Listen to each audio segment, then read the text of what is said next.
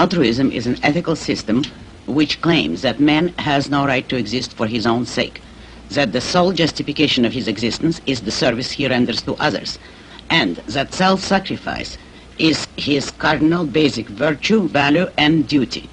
Altruism regards man in effect as a sacrificial animal, and the word means specifically the placing of the interests of others above your own.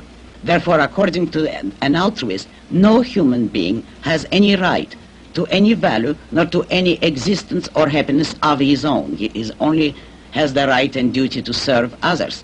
Therefore, altruism does regard men as sacrificial animals, as object of sacrifice for others. That is not a theory of benevolence for men. There can be no benevolence for men unless one recognizes man's basic right, basic moral and political right to exist for his own sake, neither sacrificing himself to others nor others to himself, which is precisely what altruism denies. But wouldn't a person who was a full altruist have to give up his possessions even to someone who is better off than himself?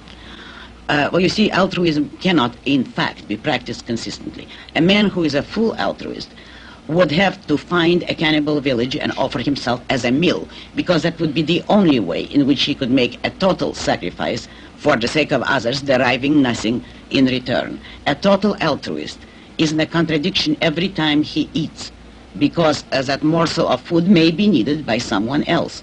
Because the altruists get out of it by saying that, well, you should reserve for yourself only the minimum necessary in order to go on serving others. But that in itself is a contradiction. What is that minimum necessary? And the main issue is, why should it be that way? Why should the needs of others have a primacy over your own? This question, incidentally, has never been answered by any philosopher of ethics.